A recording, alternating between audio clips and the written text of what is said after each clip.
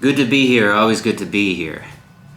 With the new year, I decided that I would start my series of videos again called Matt's Art Chat, which is just a series of telephone conversations that I have with artists, many of whom are friends of mine, and this is a format that I experimented with last year, but I only did 2 episodes, so to speak, and I really could think of no better person to try and resume this series than my friend Matt Jordan, and we went well beyond the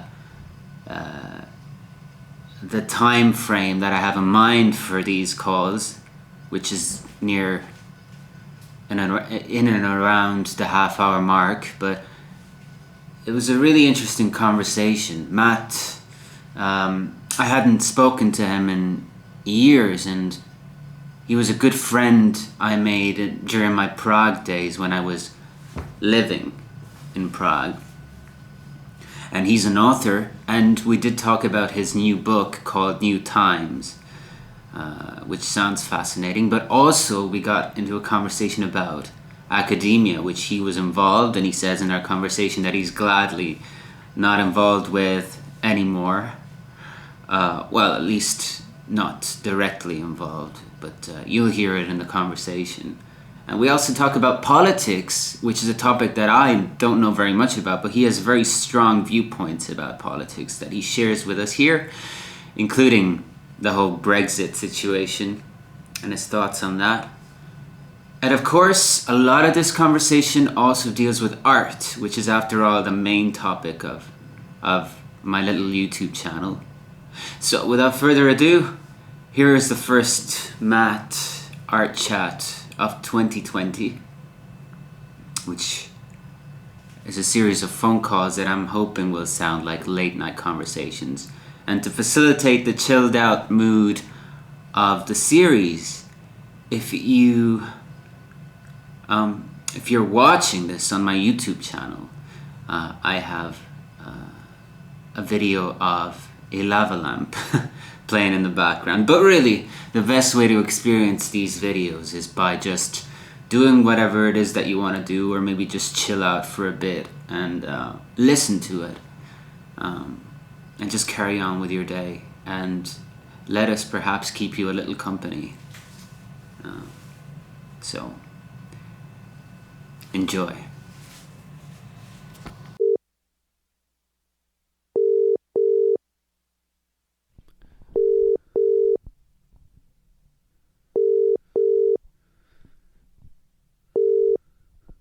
Hello.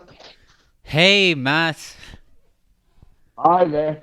it's good to Hi, hear your Matt. it's good to hear your voice. I was saying earlier we did a little audio test earlier. It's been Yes, ages since indeed. we've talked because time flies. Couple of years, yeah. I mean, I think I have very fond memories though of just hanging out with you in Prague. The Prague days.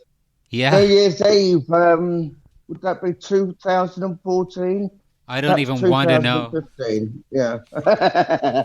I don't want to Yes, know. time goes, time passes, doesn't it? How do you, Yeah. by the way, how do you remember your time in Prague? I mean, what was it when you think back to those days? What is it that you think about? Oh, now that's quite a that's quite a tricky question in a way. I mean, because I think I immediately thought of about six different and kind of not immediately related things. So it's difficult for me to sum up. I mean, obviously, it's a very attractive city, architecturally, whatever, and there's a kind of good scene there. It was good going around, kind of drinking with you and Lucian and various other people. Oh yeah. It was a good time. I'm trying to remember why I came back. I think you'd already gone off somewhere because you're very peripatetic, very Yeah. much a wanderer. Uh, I'm trying to remember. There was a reason I came back. Probably something to do with I can't remember. I can't remember. Why did you go there in the first place? Partly. Well, I do like to go to places, Yeah. but also, I just thought life would financially. I thought, and I was right. I thought that life would be, a little easier financially. What with the, exchange rate or whatever it is, the relative cost of living. But I thought it'd be a good place to be for a while as well, just so the two combined kind of there was quite a lot of potential there, and it all worked out better actually than I expected. I thought it'd be all right, and it was more than all right. Yeah, I mean, when I went there, it was because there was a lot of like artists that had come out of the city that I really admired. I Yeah. mean, Milos Forman, he wasn't born there, but he was. That's where he flourished. And Well, yeah, Kafka, and yes, yeah. I certainly associate it with Kafka and also with Milan Kundera, or I don't know Oh, exactly how you should pronounce it. Well, he seems like the football team, Milan. Oh, well, a bit like that. Yeah, yeah. He's a little bit out of favour at the moment, but I don't really Why? think he should be. Why? Well, I don't know. He's not as fashionably as he was, when before the wall fell and maybe just after it. I mean, it's now 30 years ago. Um, so a lot of people now, of course, barely have any idea of what it was like before the fall of the Berlin Wall and all that kind of stuff. Um, but he's a very Kundera is a very he's a perceptive analyst, but he's also very much a kind of textured evoker of the kind of damage that totalitarian rule does to everyday life and to personality and human relations and all that kind of stuff. Yeah, I actually read The Unbearable Lightness of Being for the first time last year. Uh-huh. Can you believe That's that? well, I mean, I do believe it actually. I mean, it was very big, obviously, around whenever they made that film with Juliette Binoche and Daniel Day Lewis. Was it in the mid 90s? Maybe it was earlier. Yeah, and Uh, I saw that way before I read the book, actually. yeah. Well, the thing, Kundera vowed after seeing that, and the film is actually quite good, taken on its own merits. But Kundera took one look at it and vowed he was never going to allow another one of his books to be filmed. So, you know, Why but do you? Unbearable Lightness of Being is not the first one I would recommend to someone because the kind of main male figure in it, at least for the first, maybe 100 pages of it, is such a kind of unlikable figure, I think, that when I reread it about a year or two ago, I started thinking to myself whether there were actually some books which kind of become unreadable. But I'm glad I stuck with it because everything, it doesn't kind of resolve itself perfectly at all, but you become a little more tolerant of him and a bit more understanding and what have you. But I'd certainly, there are others that I'd recommend first. Perhaps Immortality would be the one that I'd most recommend to anyone who was thinking about trying some. Why would that be the first one that you'd recommend? I just kind of think it's one of his best ones. It's going to be his best, although it's written after he left Czechoslovakia, as it was then, and moved to France. Um,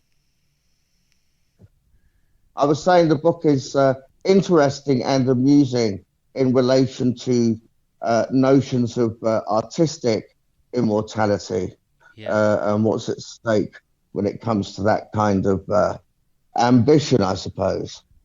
There's a lot that we could talk about when it comes to Kundera. Just reading The Unbearable Lightness of Being, there's many bits that really spoke to me. And maybe we should get together and do like some sort of podcast on him actually in the future because I'm Maybe dying to. so. I've got at some point I plan to write something about him, but these things take me so long. I did. Yeah. I've read more or less his whole kind of oeuvre, but I did that several years ago. But You know, everything takes me a long time. I wanted to ask you actually because it's been so long since we've talked, and obviously where we met and where we used to see each other was Prague. And by the way, Yeah, I yeah. have fond memories, particularly of not only that New Year's Eve we spent together, which is my favorite New Year's Eve, just speaking about literature and art all night, and just forgetting even that It was a good one. It it was a was very good midnight. one. Do you remember we forgot that it was like approaching midnight? It was amazing, you know. That's right. Yeah, But yeah, yeah. I think that's actually the last time we spoke, strangely enough. I don't even remember what year that Not was. well. Yeah, exactly. That But it can't have actually been that night, can it? Or were you going another, away somewhere?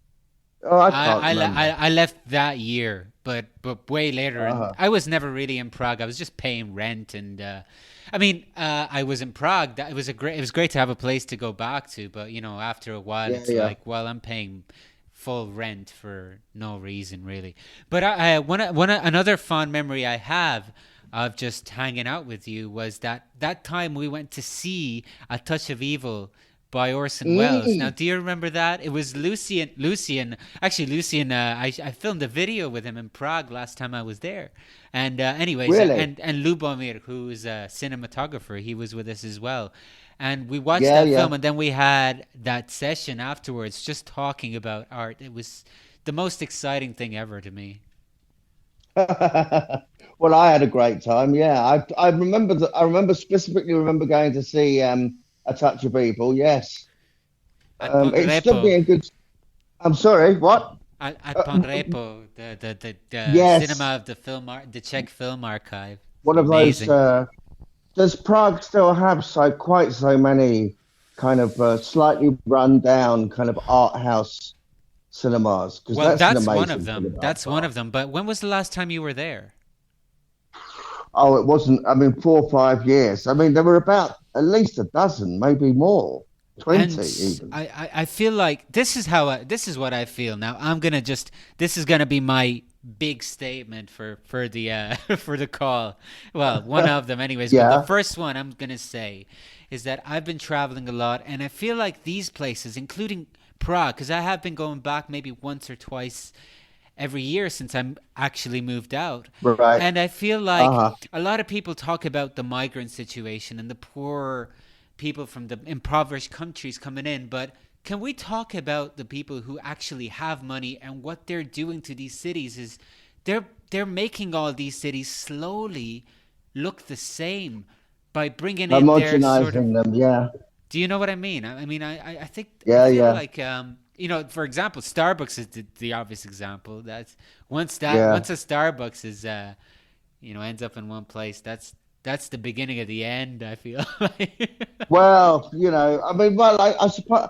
I mean, I suppose that if you have slightly lower ideals, or then maybe you become aware that it's possible to live on post Starbucks. And Uh, now you know, I'm calling you, and you're in Liverpool now. How did you end up that's there? right. Well, I've got a job here as a lecturer. I mean, this is a long time ago now. In fact, in 1994, that was, and I no longer do that, thankfully. Haven't done that for over 10 years. Why do you say Um, thankfully? well, it gets. I mean, British academia, at least, has become a worse and worse environment to work in for every year for at least 30 years. And it's distinctly worse now than it was when I got out of it. Just everything, the number of students, the pressure to publish. British academia, I think, is more, apart from a few institutions, maybe, is more or less wrecked. That everyone has to publish all the time, and they end up just producing slow journalism, as far as I'm concerned. There's very little actually academic life left here, I think. Well, what is your ideal kind of vision of academia? Well, I suppose it would have something to do. Well, academic. If we just for the moment keep ourselves to what academic work should be like. I mean, I think that really, I mean, probably you kind of need to publish to kind of get a job, and you maybe need to publish to kind of maintain a certain reputation or status even, uh, but also as a kind of aspect of creative intellectual life. I think people should be much more left alone to publish when they feel they need to, or when they feel they've got something to say. And when they have got something to say, it shouldn't be as kind of flat and two-dimensional and kind of quasi-polemical as a lot of the stuff they end up churning out is. I'd Oh, associate I, good academic work with a kind of uh, just with knowledge really, and that's something to do with kind of having a rounded appreciation of the complexity of most things, I rather than reducing them. I could not agree with you more. I really could not agree with you more. I feel like that's the perception I have of academia, is that it's more negative than it is positive. It's more, it's less Walter Benjamin, more Frankfurt School. Anyone else who was there? Well, yeah, I kind of get what you're saying. Well, I mean, firstly, it's easy to be negative. It's always possible to find faults in anything. Combined with which, I understand from kind of researching kind of what I've read about researching kind of psychology, social psychology, is that people tend to think that people who are being negative, they perceive them as cleverer than people who are being positive about things. So I imagine that being negative about things has a certain payoff for people. But yes, it's easy to pick holes in things. It's much harder to have a kind of balanced and rounded and sympathetic view of more or less anything, really. Which And is your approach, right? Which is that's your And and if I want slenderly informed, kind of ill-judged polemic, well, there's plenty of that already. What do you need what do you need an academic department to supply you with it for? yeah. It's just it's disenchanting. I feel like I mean Yeah, I've had recent experiences with academia and it's very disenchanting the entire thing. But it has I potential. think. I mean I'm not an anti academic work of any kind. I mean I feel like Oh well, I mean, it should be great, but I mean, I start to think it might almost be part of the human condition that people are able to kind of mess up anything that should be great. You know what I mean? But I think whatever. I think there should be a lot more of people sitting in rooms pondering the meaning of life in the humanities. I mean, and maybe pondering the meaning of life in relation to some particular text or some particular authors or artists or whatever. But I think I think it should be a bit more profound. All that old-fashioned stuff. A bit more contemplative and a bit less busy, busy, busy. I'm running around conferences. yeah. I mean I could talk about that too for ages, but one of the so I remember when another thing that I remember from the days in Prague was that you were working on a novel Oh, while you were indeed, there. yes, And is that the novel yes, that you finally released then a few years later Ab- and the latest work absolutely. New Times, that's the one, right? New Times, that's the one. Yes.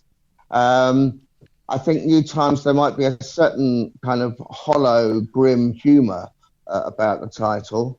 Um, but Why is that? it would, well, I mean, just that kind of thing about, uh, you know, uh, one of the earlier, I can't, one of the earliest pieces of writing we possess, I believe, in kind of cuneiform or Akkadian or something, from kind of 4000 BC or so. I believe it says something like things aren't what they used to be, and the young these days are impossible. Do you feel the young these days are impossible? These days. I don't feel they're impossible, but I think in at least in the kind of Anglosphere or whatever, I I can't remember a generation being quite so generational about things. I mean, I've got quite a lot of sympathy in principle because things are quite hard, kind of economically and this, that, and the other. But I remember the 80s. I was a teenager through the 80s, and we didn't, we weren't blaming some other. I mean, we blamed the ruling class. We weren't going around blaming our parents, kind of thing, or Oh, I you know, totally agree with that. I was thinking about this today, and I'll tell you why. One of the things that's big among, let's say, the young generation, so to speak, is yeah, the really knocking the boomers. yeah, And yeah, that's terrible because I think that it's just a more sort of a legitimate way of saying I hate my parents. But it sounds so pretentious and it almost sounds like it means something where in fact I don't think it really genuinely does, at least in the way in which people are talking about it in social media and so on. Well, I mean, I try to remain as sympathetic as I can because I think to some extent, it might all. I mean, who knows quite what the origins of such things are? They probably don't have anything as pristine as origins, but I did kind of start with, I suppose, boomers kind of saying what's wrong with millennials and you know all this kind of stuff, and millennials are like this and millennials are like that. So. I try and remain sympathetic, but I would have to say, I think perhaps this is to a certain extent the case in the States, but I really don't know the context well enough. But certainly in Britain, this whole kind of Corbyn kind of phenomenon, it's like a kind of religious revival. It's like a great awakening or something. And even there, I mean, lots of the kind of policy program I'm kind of with. But if you've got any skepticism at all, there are people I can think of who are, say 15 years younger than me. And they kind of think I've been possessed by the devil. And what I object to in terms of Corbyn is that everyone he basically appointed out of the Communist Party of Britain, who basically are kind of revivalist Stalinists and were intent on running the party in a very despotic and unpleasant way. But if you've got any reservations at all about what was going on with Corbyn, there were a lot of people who just thought, well, that's because you are a bearer of sin. Do you know what I mean? So yeah, that's And been quite. yeah, and I mean Sorry, you go were on. involved you were involved with the Labour Party for quite some time. Are you now disenchanted with the Labour Party? Well, I'm moderately hopeful that even if we get as leader the worst of the current candidates, I don't want to get necessarily too specific, unless it becomes necessary or useful. But even if we get the worst of the candidates, things will be quite a lot better than under Corbyn, I think. Although they'll be an awful lot worse than if we get one of the better candidates. It's a very But I'm quite hopeful. well, it's a very We can complicated thing have to talk about radical, now, especially I radical, suppose. Yeah. radical policies without, inquisitions and persecutions.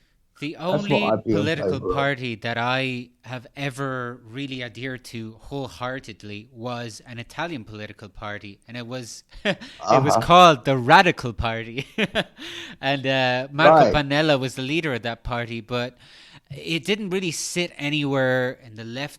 It was neither in the left nor the right, at least in Italian politics of the time. Uh-huh. But I voted for Uh-huh. it when nobody was voting for it, and anyways, I don't want to get stuck into that, but I did want to, Well, and I know that I this might is, have a. yeah, I was just going to say I might look them up on Wikipedia after this they call. don't really exist anymore. Uh-huh. Emma Bonino, who's still my favorite politician in Italy at the moment, is still around, but um, she she's ignored basically by the media, and that's another problem. Uh, Is that a lot of the more sensible but still strong parties that have strong ideals are ignored, I think, everywhere in the world. yeah, I think things.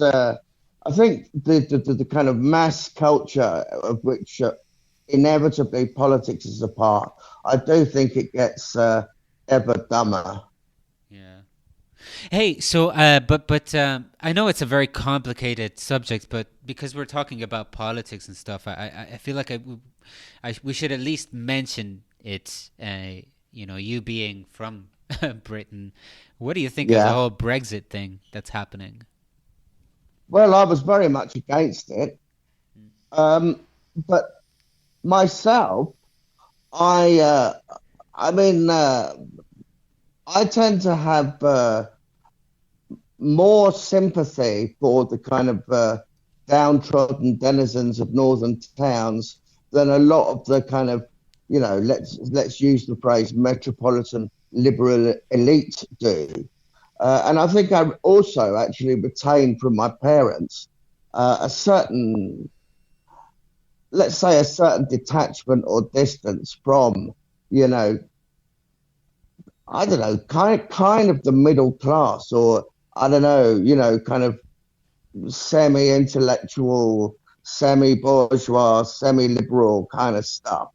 I mean, in a sense, I probably kind of am one myself, but I don't think they're a terribly likable lot.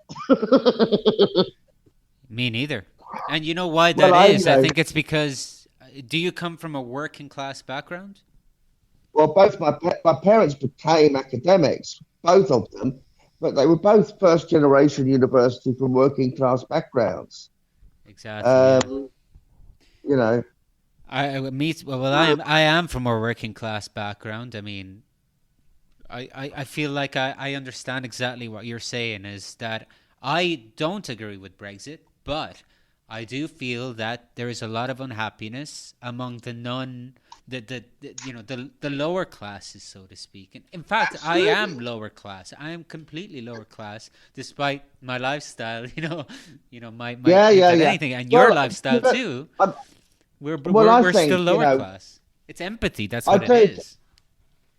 Yes, but also, I mean, I think whatever you call it, whether you call it radical politics or progressive politics or whatever, I think without that basic sympathy or indeed solidarity with people, people who, you know, don't get the choice cuts out of life, without that, you know,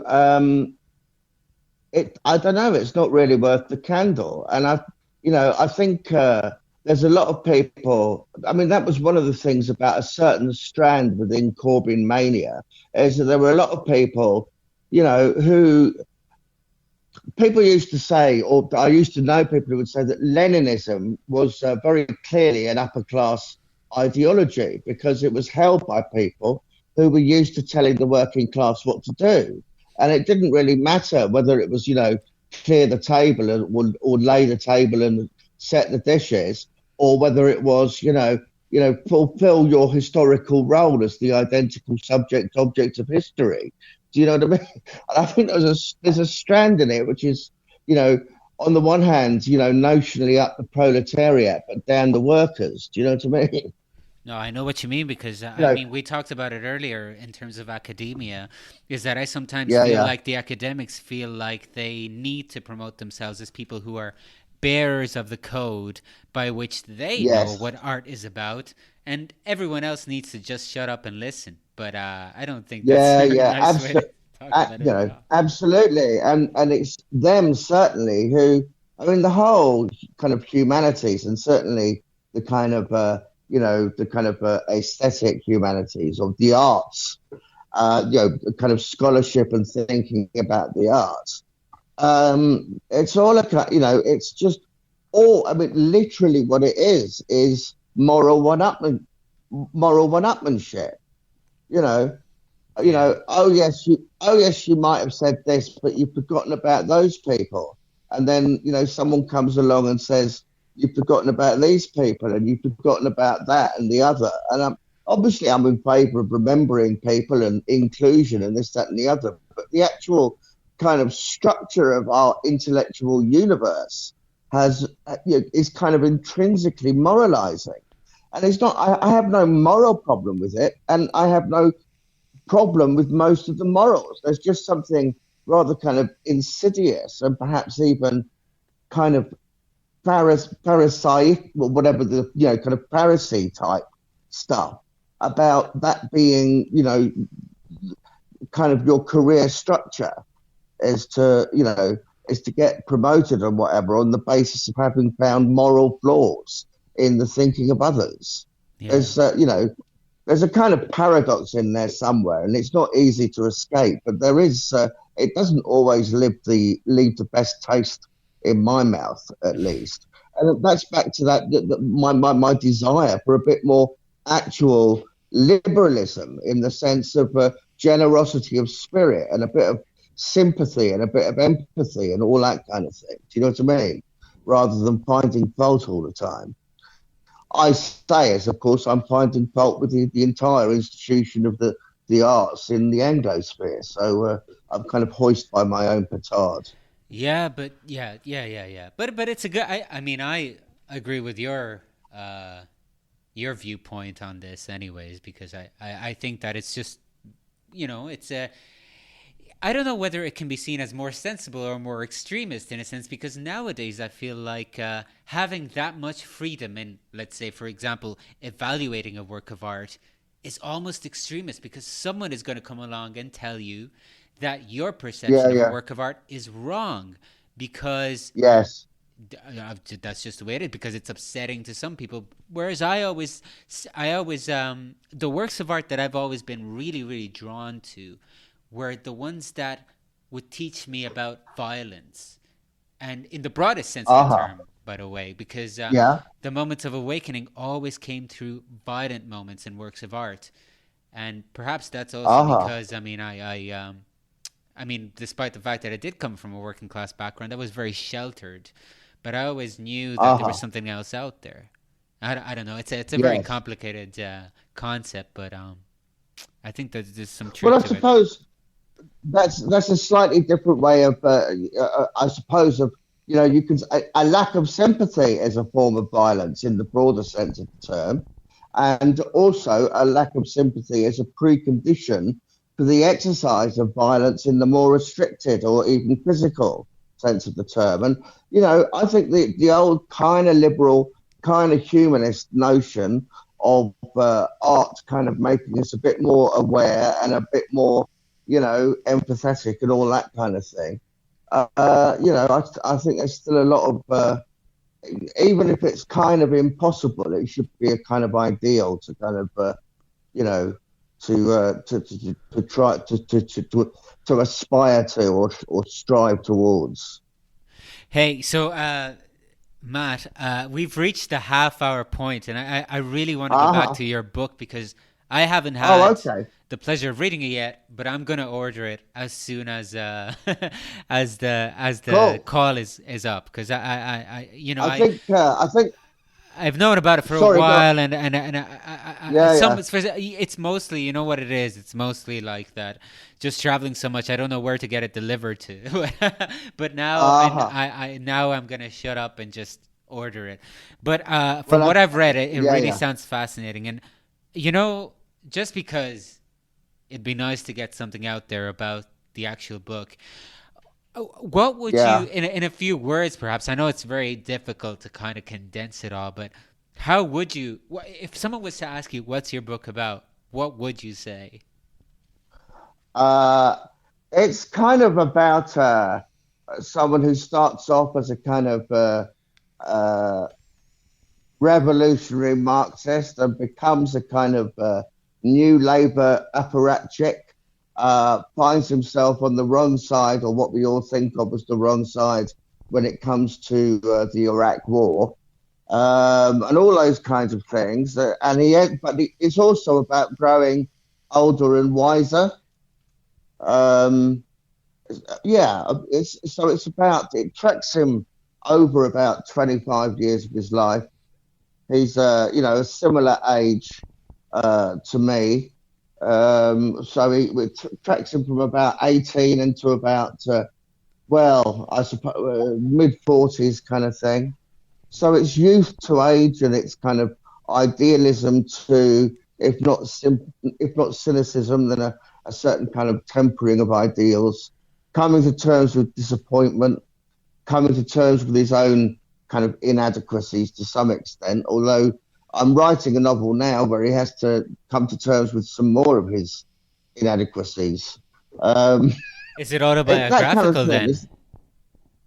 then? Not well, yes and no. It's I have several times come across the view that first novels are always intrinsically autobiographical, which I've always taken to mean that even if you write about, I don't know, Napoleon or a peasant woman in the 14th century, then at least the way you go about it and the aspects of that you kind of seize on is going to say something about, as much about the author as about the subject matter kind of thing. So I thought, if this thing is going to be kind of autobiographical in a sense, then there's no problem with me using, as part of my raw material, stuff from my own life, and just treat it like anything else, any other part of my material. Yeah. So in that sense, yes. On the other hand, if you tried to read it as my autobiography, it would be the single most misleading document in perhaps the entire history of the human race. Well, interesting that you'd say that, because I'm just one of my I suppose I can actually call him one of my heroes right now is a stand-up comedian, and his Oh name is yes. Norm Macdonald. Have you ever heard of him? No, I haven't actually. Noah. Well, Norm Macdonald, I found out about him actually through the internet, and Ah, it's Norm Macdonald. He's a Canadian stand-up comedian, and he is okay. amazingly profound, even though he likes to think that he isn't, because he's from a very poor sort of background of whatever. But anyways, Uh-huh. recently, I think 2 years ago, he wrote his first novel, but he sold it as a Oh, really? memoir. He sold it as a memoir, and when people asked Uh-huh. him about whether it was like his real life stuff, he was like, "Well, I just skipped the facts and went right to the truth." So the whole thing is a very Yes. surreal experience. It's very funny, and when he said the Yes. truth, and he skipped the facts and he went right to the truth, I understood what he Yes. said, because I mean they're two different things, but in a way the truth is Well, more yeah, bizarre yeah. than the facts. Do you feel the The same way? And truth is can be that to what? do with well, maybe in terms of if you understand truth to be kind of emotional truth or something. I'm not sure. I attribute to my protagonist all kinds of thoughts I don't really think. I suppose I really wasn't trying to portray myself. I mean, in a sense, it's myself because these things went through my brain. But by the same token, you know, uh, but my all kinds of things. I told you I was tired. I'm becoming a little bit. That's all right. I'm kind That's of all losing right. my thread. It's all But good. I wouldn't say. I mean, I suppose I was trying to be interesting and truthful in terms of emotional truth. But again, it's not my. It's weird. If I, my autobiography or even a memoir, I would have set about just so differently. There are things. For instance, I mean, just to there are things in there that have happened in my life, but they're next to a few, but they're next to things that are the opposite to what actually happened in my life, and they're mixed together with things that are entirely made up, and so the amalgam, the kind of composite thing, really is you know completely something else.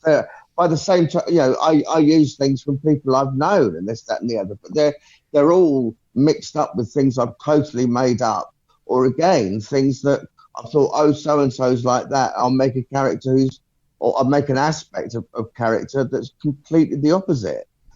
So as I say, there's a whole kind of chemical stroke aesthetic process being kind of wrought upon everything that's there. So that's what I have to say for myself. But from reading the synopsis, I find that from what I could gather, just reading the synopsis of the book, is that the Iraq War was a pivotal moment. Was it a pivotal moment also in your life? I mean, do you remember what it was like? I know that you demonstrated against the Iraq Oh War. yes, I did. I was on that march in London when we all trudged along. It wasn't really a march. There were so many people and the streets were so full that it was much more of a kind of trudge. And it was in fact so slow moving that me and my friends, we went off. We were passing Fortnum and Masons, and we went in there for a cup of tea and a sausage roll or something, sandwich or something, and came out again and rejoined the march without ever seeing the end of the thing. So I was very much on that march, but actually, no, for me, um, no, it was, no, I wouldn't say so. I just kind of kept along my same kind of, broadly by then social democratic kind of views. Um, what I do think, though, is, I mean, I think it was definitely a mistake, but I find it a kind of, it was a mistake, and I marched against it, and this, that, and the other. But there does seem to be an idea among people, perhaps, who were, say, teenagers at the time it was going on, and I was about 35 myself. But people who were kind of teenagers at the time, it just seems to have gone down as one of these most heinous acts in history that is just completely beyond analysis or understanding, and is only to be kind of morally utterly condemned and not even thought about. And that I find quite strange. And I do find that a kind of somehow a kind of break in my life, if you see what I mean. It's a coming of That age kind sort of, of a thing. well, I mean, I find the whole kind of mythic, the whole kind of construction of the Blair years or whatever as this kind of, Blair as a kind of mythic villain kind of thing, Hmm. just really strange. Really strange. And, it's, I'm afraid it's slightly lowered my faith in the capacity of humanity for collectively for kind of intellectual enlightenment. I mean, shying away. I mean, getting away from that particular topic and these particular people at the moment. I mean, people think all kinds of nonsense, and I'm sure I think lots of nonsense too. And trying to get some kind of unity or togetherness out of the crooked timbers of humanity. Um, you know, it's a very kind of a messy job, and anyone's stab at it is going to be deeply imperfect. But so as I said earlier, I mean, I haven't read the book yet, but from the synopsis, it sounds like you also use a fair deal of humor in it. At least the journey through which your lead character goes through. It sounds very Well, surreal and I even humorous. well, I hope it is. I Yeah. hope it is, but in a sense, it's not for me to say whether it actually is, All right. or indeed for any particular person whether they will find it amusing. But it is supposed to be kind of interesting and amusing. Yes, that's what I tried. Why? That's what Why I've is that? tried I to mean, do. why did you go for that humorous kind of take on the whole? Because I mean, what the novel deals with is a lot of like historical moments that were often treated very seriously, and to just get a humorous take on it, whether it's from the perspective of a character or not, is quite unusual, but also sounds to me very exciting. I'm a big fan of humor when it comes to Well, dealing with very serious topics. well, I certainly think that humor is a kind of coping mechanism. Um, as a Nietzsche quotation that every piece of wit is the epitaph of an emotion, Hmm. something like that. I think that's slightly different to, that. Well, anyway, but I wouldn't say it's, a comic novel like Lucky Jim or I don't know what else. It's, I mean, I'm not sure that I'm funny enough to over a longer stretch to write, certainly not as funny as Lucky Jim can be. And in fact, the protagonist has a nervous breakdown, partly to do with, well, it gets mixed up with all kinds of things to do with the Iraq War and the death of some people who were close to him and all his friends turning against him because he's trying to kind of support the government and all that kind of stuff. So, I wouldn't call it a comic novel, but I do try. I did try and make it kind of interesting and uh, both analytically and in terms of a certain degree of what passes for wit with me. Hey, so I think we're gonna have to wrap this call up because we're approaching. Can you believe it? The 45th minute of this call. Wow. I Well, I know, right? certainly do. I certainly do ramble on. But no, that's it's a pleasure to hear you, Blavon. Well, it's a pleasure, A, to talk, and B, most especially to talk at your prompting. That's especially That's an enjoyable. interesting thing that you raise just by that statement. I mean, it's amazing how long of a time I spend silently. I don't even notice it, but I guess it's part Uh-huh. of just the life that I lead and just the interests that I have. They require me to be silent. It is good Yeah. to talk for a change. Well, it's very good as well to listen, Yeah. um, which is a useful thing to learn in life, I think. To I mean, I know obviously, given the circumstances, I've been talking a lot in this conversation, That's good. I but like that. I like that. learning learning to shut your trap rather than to wait for your turn to talk is one of the things that I've one of the most valuable things that I've actually managed to learn to some extent. There's No. perhaps not enough. There's perhaps not enough that I've managed to learn, but I hope. Well, I've certainly improved in that respect myself. But yeah, it's been definitely fascinating to talk with you, and it's been great to talk with you again. Just for anyone who's eavesdropping on our conversation, the book is called New Times by Matt Jordan. And final question. This is just a curiosity that I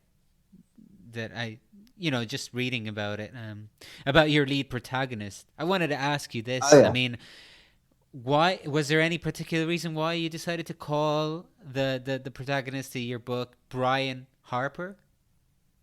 Ah, yes. Well, this actually gets covered in the book quite early on. I suppose the first thing is that the name Brian has, I think, quite different resonances in Ireland as compared with Brian Boru. England. I mean, there's, Brian Boru, a great kind of quasi mythical king of Ireland, but also people like, Brian O'Driscoll in the Yeah, centre. You yeah, know, that's it's true. it's a kind of heroic, good name in Ireland, and in England, it's kind of Monty Python's Life of Brian. There's something rather, I don't know, at least kind of old-fashioned and perhaps dowdy or something like that about Brian. So in that sense, I quite like Brian. And then I came up with the Harper thing as though he was some kind of aspirant bard from the ancient courts.